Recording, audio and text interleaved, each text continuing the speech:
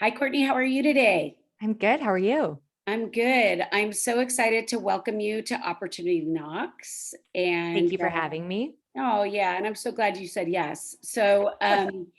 Everybody out there, I'm so grateful to introduce you to Courtney Claghorn, who is the president and co founder or founder of Sugared and Bronzed. And it is a sun tanning company with multiple outlets. How would we actually phrase that so I say that properly to people? Is Yeah, it it can be a mouthful, but I would say sugaring and sunless tanning, or airbrush tanning. I don't know. Yeah. I like that. Boutique chain. I don't know. I like the idea of calling it a boutique chain. That means it's special, like you are. Oh, thank you. We'll use it then. Yeah. I wanted to invite her on because we've been participating in a few different clubhouses, and I was introduced to her by Rachel Bloomberg from Plate Fit, and I've been super impressed by the way you articulate about a lot of different things related to entrepreneurship. And as we just discussed before getting on the call, I mean, you were really young when you got started in this journey, and I think you've gained so much wisdom, like being a part of the growth of your company. So before we actually get super formally started, um, just to remind everybody what Opportunity Knocks is, it is a weekly segment that is on Spotify and Apple Podcasts. And we focus just on that opportunities, how you make, take, create, and evaluate opportunities. And we feature different female entrepreneurs every week. So, like I said, today we have Courtney Claghorn, and I am excited to first hear just a little bit about her background. I know you just heard me say that, like, she was a little young when she started, but obviously super, super intelligent in order to have built what she did. So, go ahead. Tell me all Well, about yourself. thank you. Thank you. I don't know how intelligent, but I Yes, feel you are. like we were very lucky. But yeah, I mean, I originally grew up in Chicago, found my way to Orange County via my mom getting remarried, and then went off to school in Boulder. And as I told Michelle, please excuse my lisp. I'm getting used to these new lingual braces. So bear with me. Because I I hear it didn't in hear every him word. until you actually pointed him out, but it's all good. I hear it in every word I speak, but thank you, Michelle. But other than that, guys, you can't see them, so they're great. But truly, went to school in Boulder where I met my longtime boyfriend, recently fiance, as of a few months ago, and we moved to Santa Monica shortly after we graduated in 2009. And if you guys remember, it was not the best of economic times. Although I was fortunate to have a job at a fintech company, although it was very boring.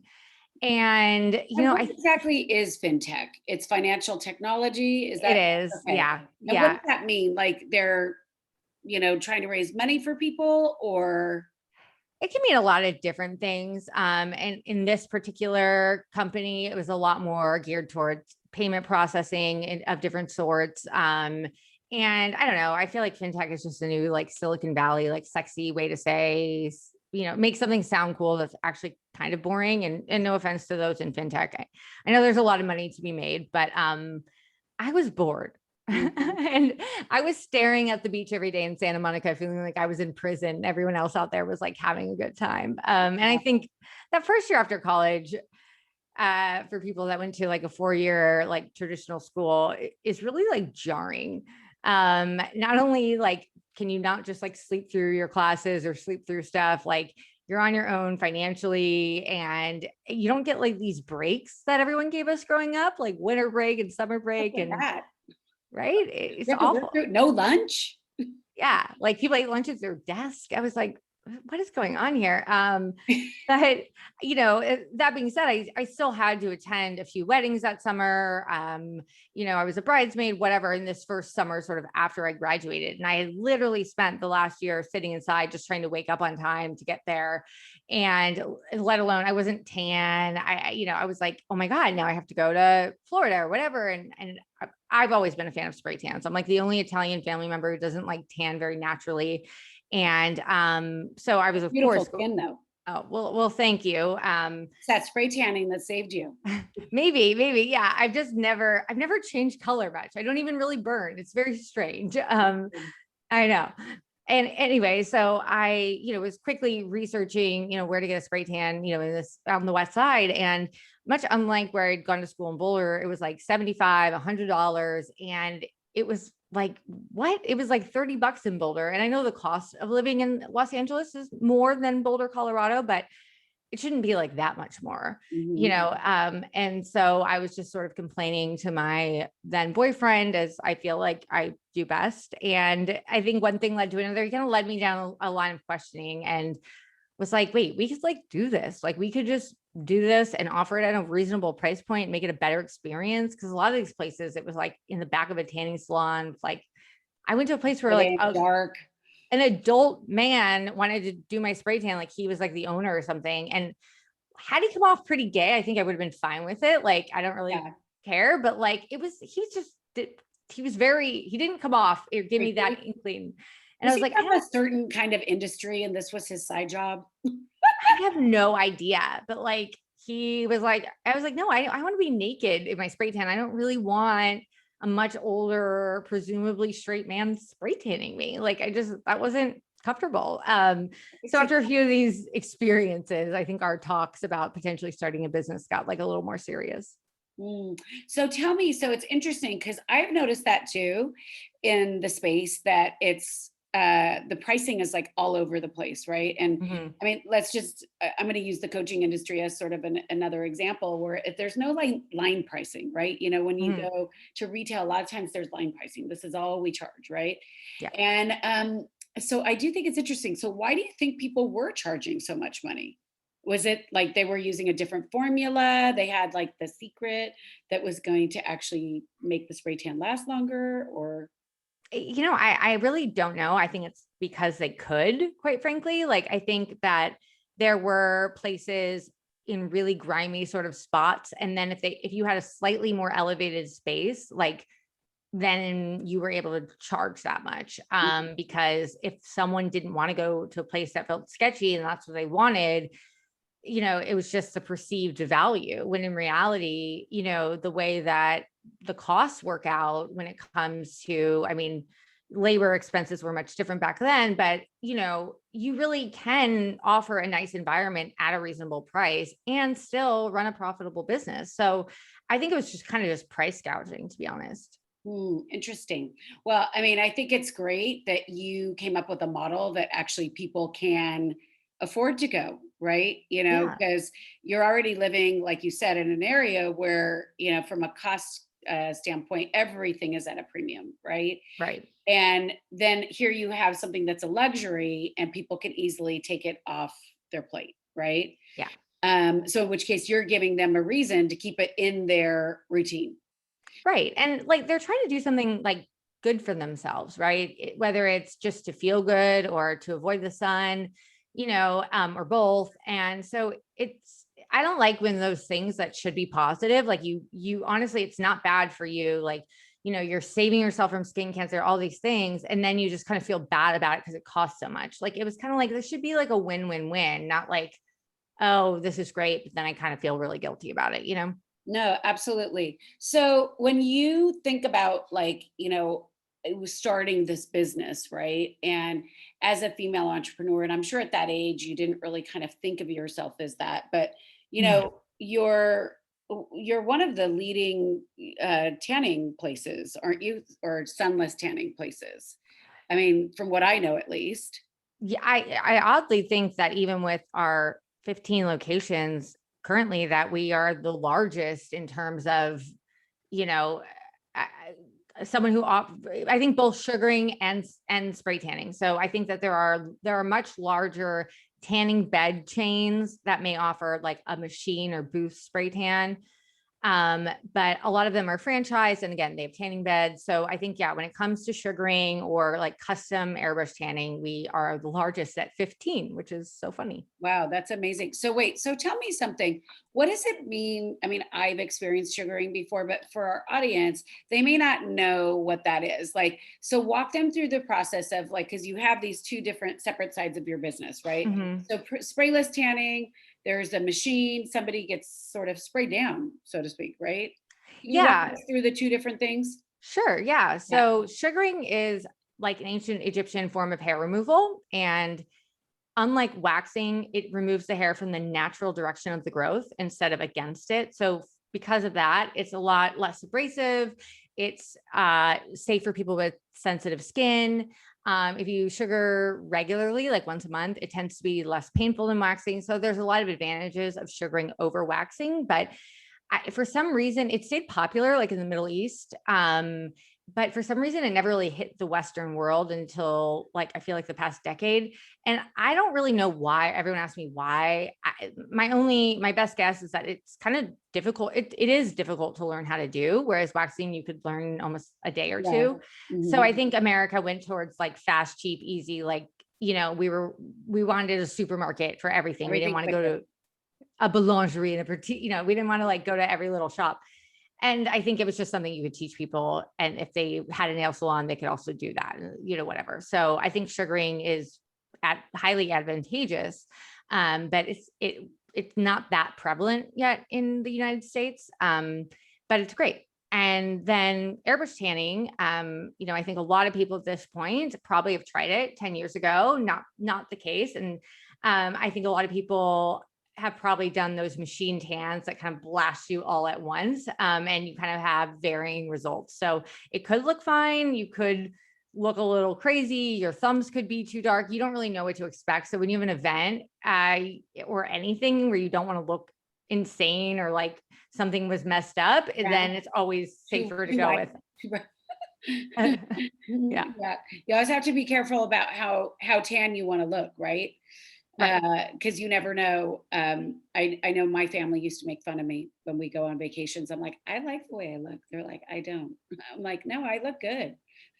Yeah. I mean, yeah, there's definitely a fine line. Sometimes I look back at photos in college and I'm like, whoa, but I mean, I agree. My mom always jokes that you can never be too rich, too thin, or too tan, but I that's a joke and you can be. So yes, I agree. That's so funny.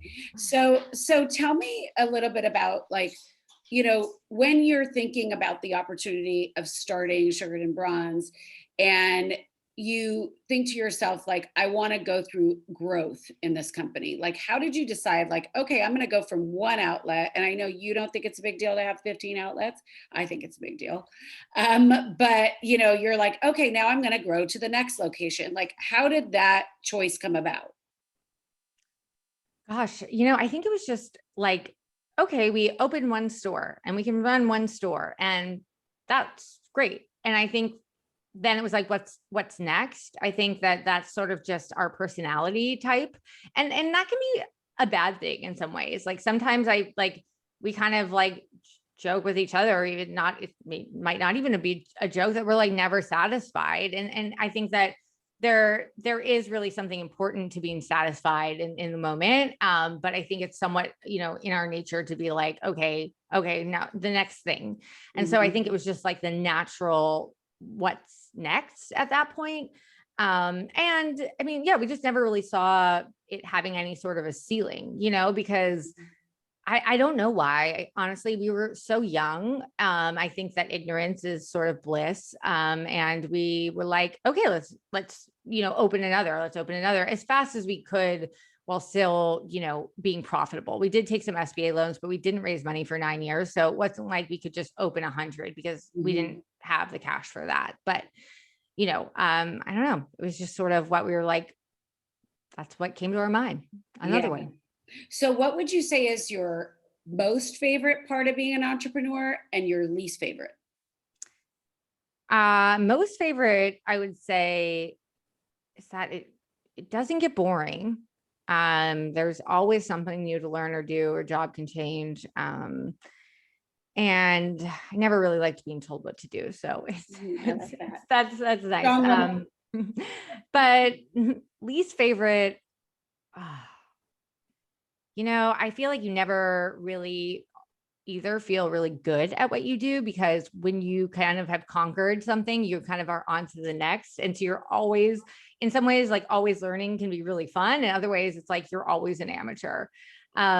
So I think, yeah, just never feeling like, oh, I got this. Like, and as soon as you feel like, oh, I got this, like you're already on to the next thing. So you don't really get to relish in that too much, but it's probably humbling.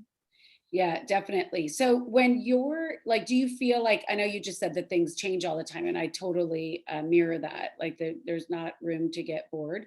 However, my question for you is, do you ever feel like that you're an expert in any one thing? Like, so for example, build outs, like if you have 15 stores, you can kind of estimate about how much it's going to cost. Mm-hmm. Yeah. Do you feel like that, some like that you've become an expert in any one area, or you're a generalist?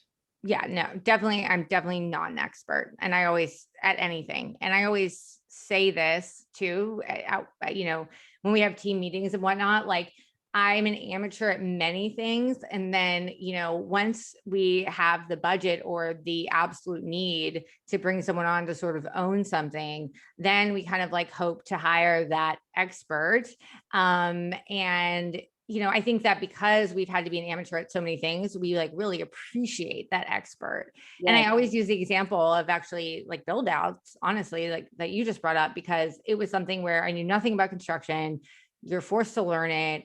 And now we've brought on a gal named Marty who has an architecture background and eye for design. And she's like, and even though she's newer to multi-unit retail build outs, like she's very much an expert in so many things in her field that I am not. And I'm like, I just appreciate her so much every day because I know what it takes. And I think if she had come on maybe from day one, I would have been, like, oh yeah, she does that. I wouldn't have had this like deep Yeah. You appreciation. would have felt like a little bit more relaxed in the fact that you could call upon somebody who, in your opinion, probably thought was an expert, right? Yeah. Yeah. I always want to hire people better than me. Yeah. Well, I Like, mean, I think that's the key to learning, right? Is mhm. that's how we grow, is by being around people that educate us. That's why I love to do this podcast, because I'm like, I don't know anything about, the tanning industry or the, Yeah. the sunless tanning industry, but I want to learn more about it because, why wouldn't I? Sure. That just makes me a better person. So I have a question for you revolving around sunless tanning in general. Is there, like, how do you actually get the formula to stay on the skin? Like, is it clean? Or is it like, I've always wondered because, obviously, I work, one of the things I do is work on beauty counter. Mhm. It's obviously better than being in a bed because that causes Oh yeah. cancer. But what is the formulation? Like, how does it stay on you? Yeah. Yeah. Good question. Basically, well, so there is a makeup layer, right? Like, and you can get sprayed without a makeup layer, and there are at-home tanning products without sort of that bronzer in it, right? Even like the self-tanning lotion we have is like lotion colored. There's no brown in it. Yeah. And so you can have a sunless tan with or without the makeup layer, but in store when you're getting a spray tan, we do use the bronzer in our solutions for a couple reasons. And one is so that the technician can see what they're doing a little bit easier. Mhm.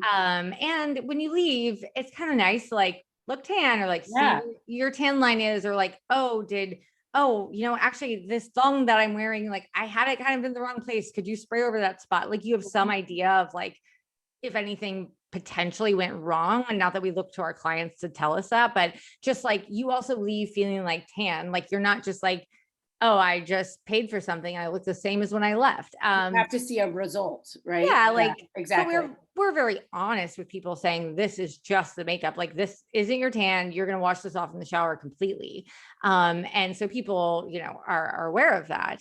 And then the actual process of like the sunless tan developing it's similar to like an apple, like cutting it open and it turns brown like over time, right? But it starts essentially immediately. You just don't see it, right? So much like that, the actual tan itself, whether you're showering within an hour or 2 hours, or you're waiting 8+ hours, like it's going to take like 12-ish hours to fully develop. But what happens is the active ingredient, it's called DHA. It's different than like the supplement that pregnant women take. Yeah, that's what I was going to ask. Yeah. I'm like, a lot of really? people, there's that one. And then there's DHA that is technically it's a simple carbohydrate often found in like sugar beets, sugar cane. And it's derived from sugar beets and sugar cane. And DHA then basically when it touches your dead skin cells, amino acids or proteins, it produces a browning effect. And so that's what causes this, but it's also only in like your dead cells. So it's not, unlike a real tan from the sun where the UV rays are affecting your live cells. This is something that's just happening in your dead skin cells. And so they're turned brown. And as we all know, we naturally slough off skin like all the time, right? Our skin's replacing. Sorry. That's why you have to dry brush. Exactly. Right. Yeah. So for just like that, like we're going to lose those dead skin cells. And so it naturally comes off over a week or 2 weeks. But that's why it doesn't like cause any damage or anything like that. It's just kind of something, I think it was like a chemist or a researcher was playing around with DHA and proteins. I don't know if when it was in the 50s or something, and started to see this in lab results. And it's been used, for sunless tanning really for probably over 60 years at this point. Wow, that's amazing. Yeah, so that's actually a question that I've always had when I think about tanning, because I'm always like, what am I putting on myself? Like, yeah, I mean, I feel better, but what am I putting on myself? Yeah, so, no, it's not, it's really not too bad, but that's why it's also important to exfoliate before you come in, because, then you're really getting rid of your top layer of dead skin cells in the hopes that next layer of dead skin cells, because our skin has so many layers, isn't ready to just fall off. So the tan lasts a little longer. Exactly. That's what you're doing by exfoliating. And I'm sure so many people don't actually exfoliate before they go in. Oh yeah, a lot. But I mean, if they want to get, we say, but they don't do it. Yeah. But we say, if you want to get the most glow for your dough, that's what you should do. That glow for your dough. That's a good one. I might have to use that. Go for it. So another question that I have around like opportunities for you is, do you feel like you've had some missed opportunities either in your life or within the business? Like, do you look back and go, wow, like I should have also brought on whatever, this like program, or this system that would have really helped us. Or, sometimes I think about expanding into doing this as well, Mm-hmm. Yeah, there's definitely been missed opportunities. I feel like I try not to dwell on them or try not to think about it too much, because I really don't know how it would have turned out. And so I don't know if I sit there and like think about too many. Like there's things, of course, I wish we had the money for early on. So we didn't have to go back and like revamp some of our older stores, because moving them or remodeling them is a pain. I wish we had a beautiful store from the beginning.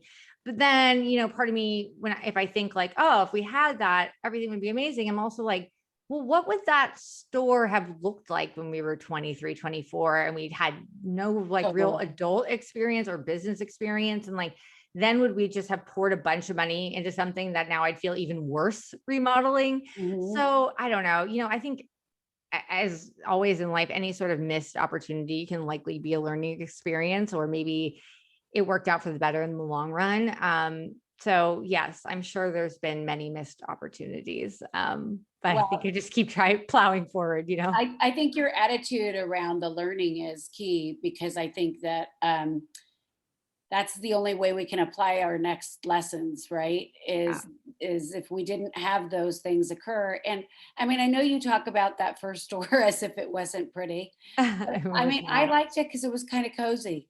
Thanks. So, I think it's all in the holder of the information, right? And your perspective is one thing because you lived it, right? And it's yours and you own it, and you can think about all the things that probably weren't right. But for me, as the customer, all I felt was good customer service and cared for.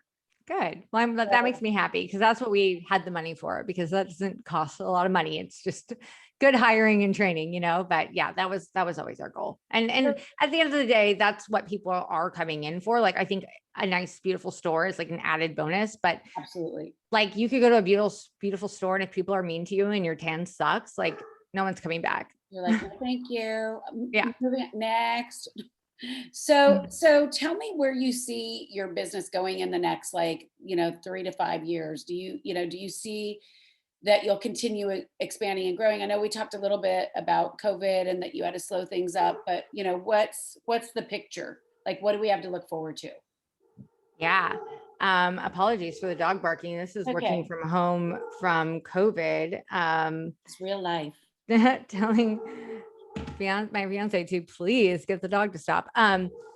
Anyway, yes, so we raised money shortly before COVID. We have great private equity partners that have been really understanding throughout this whole process. Main Post up in San Francisco, and the plan is definitely to still grow. They're still very excited about the business, and now that the closures are, knock on wood,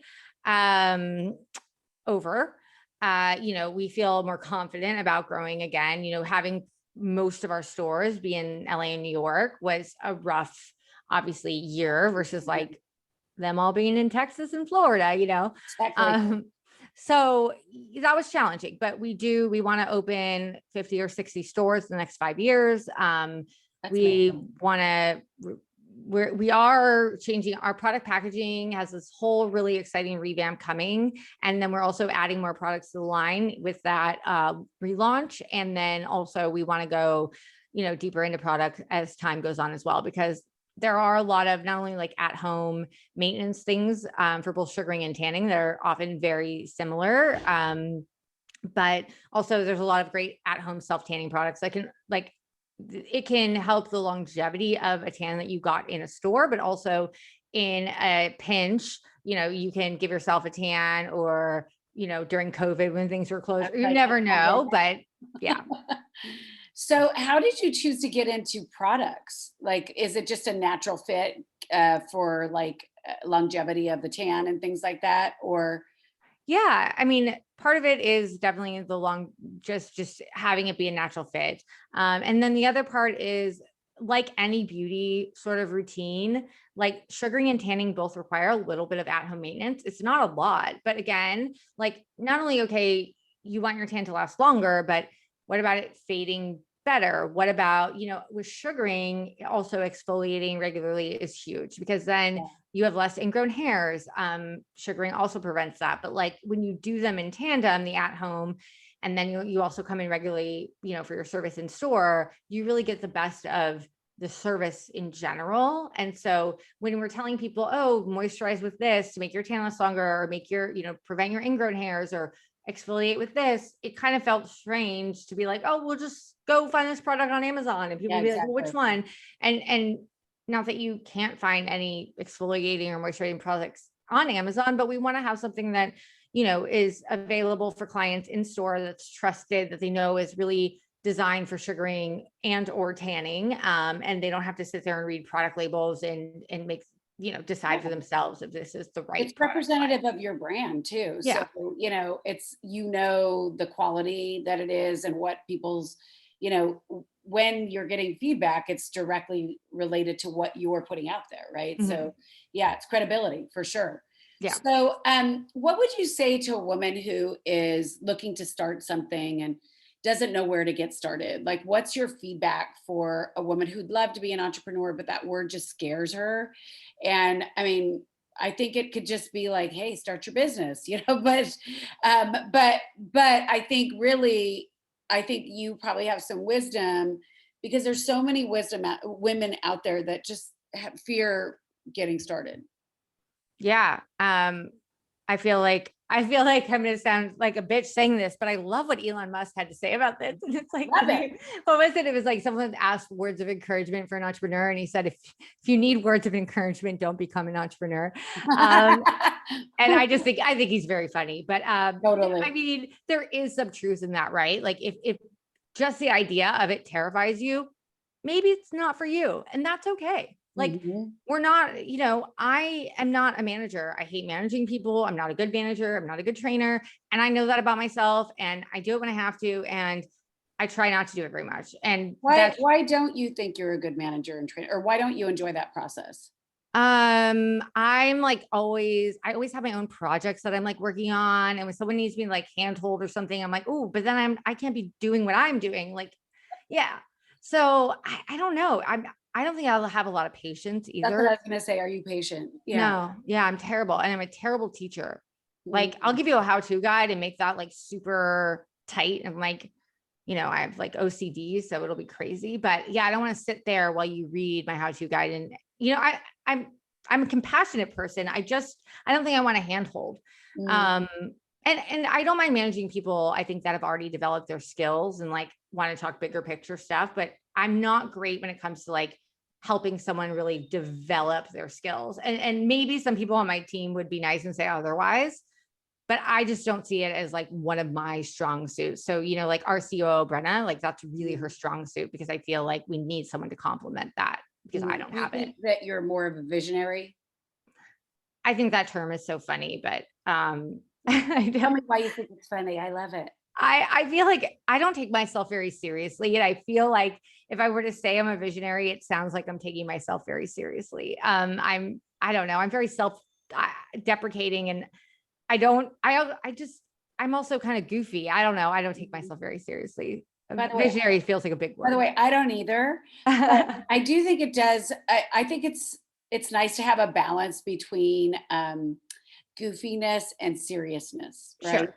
And if I was to bet, if I worked with you, that you're the type of person that when something like you're really fun until you're not. Mhm. And then people are like, oh, wait, she's switching gears. I Mhm. need Yeah. to turn the other way. So, I mean, I just think it's like you have a lot on your plate and a lot of things that you're managing. And, like you said, it's smart to hire when it's not your strong suit Yeah. Yeah, definitely. or something that you enjoy. yeah. And not to say that like, you know, if I have talked to many people, and much nicer, who have said, I'm scared to start my business or whatever. I'm not like, oh, don't do it. Not for you. You know, I usually, you know, say something a little bit different than that. And I don't think that applies to everyone. I think that sometimes if something scares you, it's great for you. And there are people, I think, that know that, and you know, and are want something that scares them, and that's good for them. And they're going to learn from that. I think that the biggest mistake and the biggest, I think, pitfall I see is just people just talking about their ideas of a business they want to start like all the time. And they're like, oh, but I can't tell you, you know, because I don't want anyone to take it. I'm like, ideas are cheap. Yeah, Like, exactly. Like just, there's very few original ideas. Hate to say it, yeah. you And know? like, stop talking about it, just do it. And like, I even see, like, my sister has this concept in mind, and I think she will do it, but like, she's such a consultant. I mean, because she is a consultant, but she's just like over analyzing everything. And sometimes I'm like, I jump too quickly and throw things out there. And then I'm like, oh crap, got to fix that. But like, sometimes I almost do it on purpose, because I know it'll force me to figure shit out, versus like just sitting there trying to make it perfect. I feel like it's people's biggest problem sometimes. I absolutely agree with you. And it's actually one of the biggest pitfalls for women. And it's funny, I'm seeing a lot of myself in you as you're talking. And for the audience, we actually haven't really known each other for really long or anything. No. But I think the interesting thing, I do the same thing. I test a lot of things just to see how you almost it has to be in flow. But I think that's a true entrepreneur. Mhm. Like, coming from the corporate world, everything has to be planned out and has to be Mhm. perfect, and then it still isn't perfect. Right. So, I think you'll never know till you try, right? Yeah. So, Yeah. so anyways, I would love it if you left us with a few nuggets of what is your greatest value and how do you find motivation? My greatest value, like what Mhm. I value the most, or something that I have that other people value. No, no, no. What you value the most, meaning like, values are words that help guide us and they Mhm. help us make choice. And if we don't honor our values, then we end up, not being as fulfilled. So how do you find fulfillment could be another way of actually phrasing that. Interesting. We'll have a whole workshop on that later. Okay, good. I need to be there. I mean, I would say for me, I don't know. I maybe this isn't the right way to answer the question, so you tell me. But I really value and pride myself on honesty and transparency, almost to a fault. Mm. I don't know. I don't dance around topics. I like to be direct. I will share pretty much everything about myself with anybody who wants to know. I don't really guard much. And I understand that that's not comfortable for everybody, but I think that I really value then when other people are the same way and really, transparent, because I don't know, like we all have flaws. And if we're going to pretend we don't, like, what else are we lying about? Like, I just rather be like, well, this sucked today, or that my relationship's really, really been challenging lately, and I think that's kind of how we bond and how we feel. That's how we all know it's okay. And we're all going through stuff. So, I think that's something that I value and that you probably find in most people that I work with and my closest friends. I love that. I think those are great qualities and highly needed in business and also just in personal relationships. People aren't transparent enough. It's like when you described the person that said, well, I'm not going to tell you the concept because you might take it. Yeah. It's that's not the way to start a relationship. No, and like maybe I could help you. Yeah, like, it puts you on the defensive instead of a collaboration, right. Mm-hmm. So, and then the other question was, what motivates you? What motivates me? A lot of things. Getting out of the bed in the morning, coffee motivates me. What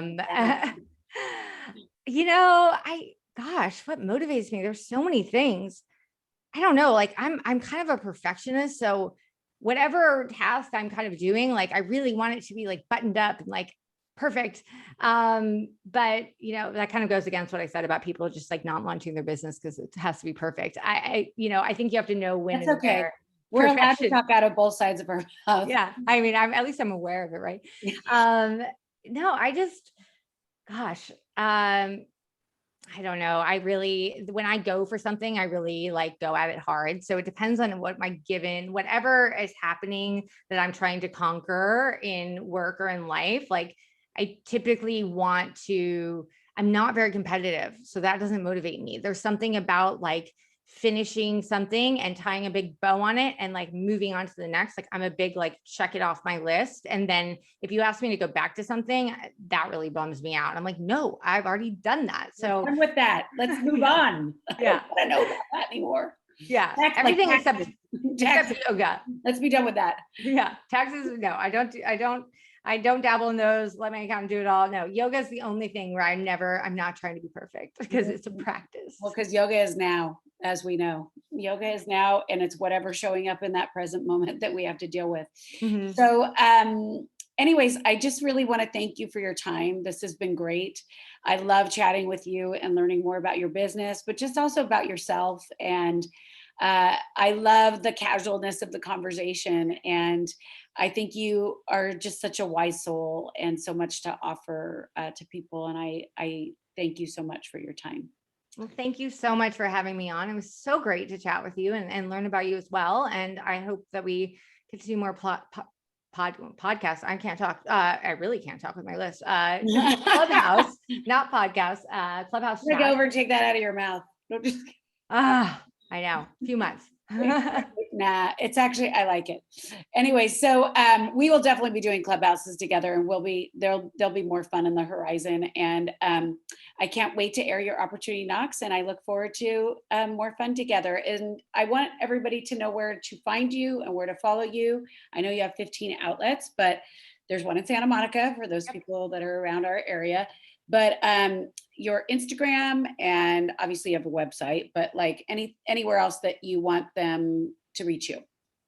I mean, the usual spots. I'm on Instagram as Courtney Claghorn. The business is there, Sugared and Bronzed, and we're dabbling with TikTok these days. And yeah, we have 15 locations. So if you head to the website, or download the app, you can see where they are, but a lot in LA and New York, and we're heading to more states soon.